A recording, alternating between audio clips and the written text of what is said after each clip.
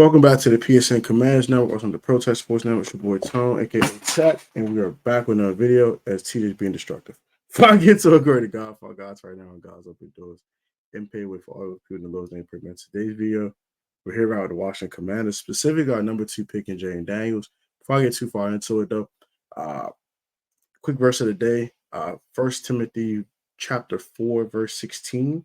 I think I've said this one before, but I kind of want to reiterate this one just because it's one of my favorite Bible verses of all time for sure. And it states that watch your life and doctrine closely, persevere in them, and if you do, you both will save yourself and your hearers. So make sure your life and doctrine are matching. So your life matches the Bible. The doctrine is the Bible. Your life is your life, right? Make sure both of those are coincide with each other. If they do, you will save both yourself and the people that hear you. Like this little fella right here. Let's get right into today's video though. So, Washington Commanders, man. Jayden Daniels. I'll give y'all a full breakdown of Jayden Daniels, weaknesses, strengths, the bad, the good, and the ugly, and a player comp ceiling and floor for our number 2 pick, Jayden Daniels. My baby TJ. Say hi, TJ. Hi. All right. So let's start with Jayden Daniels' strengths. So his number one strength is athleticism and mobility. Right? The dude's extremely mobile, extremely athletic. We've seen 80-yard touchdown runs in his highlights. We've seen runs for first downs in clutch situations, things of that nature. So we know he has the athleticism and able to run and get out of situations. Number 2 is his pocket presence. He knows how to sit there and read through progression. So it's like two strengths in one. He had good enough pocket presence to sit there and go look Bruce progressions. And then he reads Bruce progressions. He goes 1, 2, 3, bro. 1, 2. At very least, he goes 1, 2, run. But a lot of times he goes 1, 2, 3, and then run. Or 1, 2, 3, check that. You know what I'm saying? So I like that a lot from Jayden. Like Jayden shows he can read defenses. He knows where to go. Where he wants to go to football. But in college football, it's a little easy to go to your first read because these dudes get open very quickly. They're not doubling dudes and all that for real. So a guy like Malik Neighbors and Brian Thomas Jr. did get open a lot and very, very conveniently easy for Jayden Daniels as well. But when he didn't, he did go 1, 2, 3, 1, 2 check down, 1, 2 run.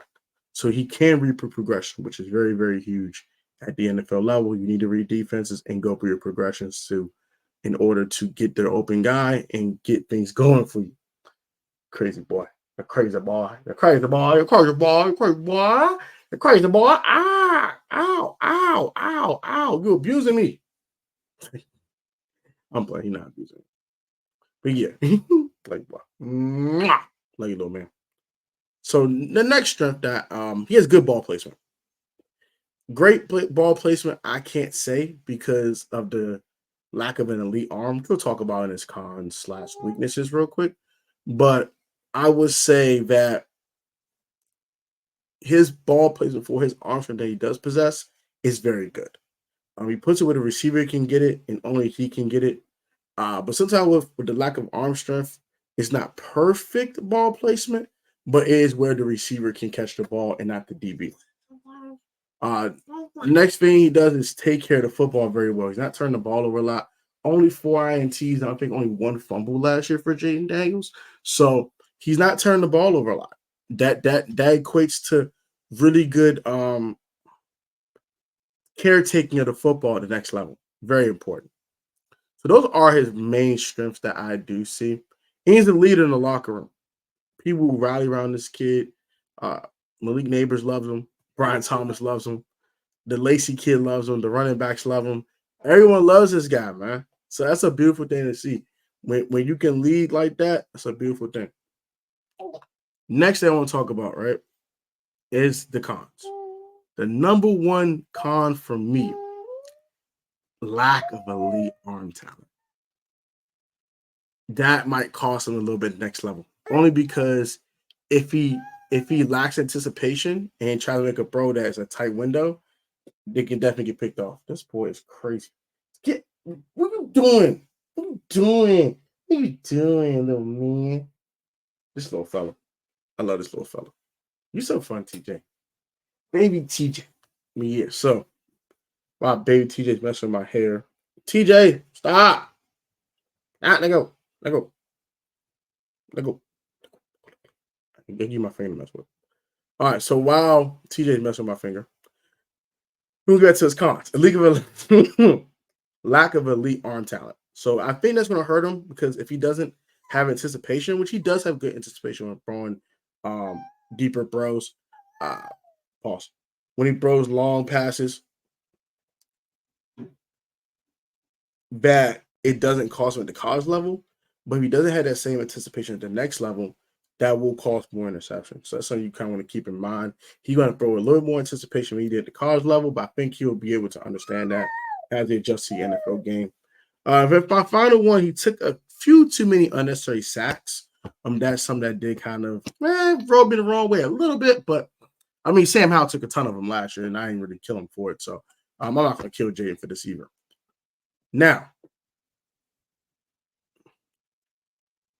player comp. He's a modern day Randall Cunningham. I know me, Jarris, and Tim had a conversation about it. He like, oh, Randall Cunningham was mid. He only completed 58% of his passes. That is back in the 80s, bro. Back in the 90s, bro.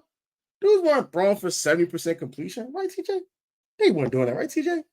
They weren't doing that. TJ, no. You're only 6 months old. You already know what's up. But all I'm saying is this, so that was in the 90s, bro. So I think he's a reincarnation of Randall Cunningham. Randall Cunningham, if he could complete 65% of his passes. That's who I think he is. Now, floor for Jayden Daniels for me would be floor's tough. I think he has a very high floor. So I would say, hey TJ, what's going on, man? My floor for Jayden Daniels would probably Kyler Murray. That's my floor. Yep. My floor for him would be Kyler Murray. My ceiling for Jayden Daniels.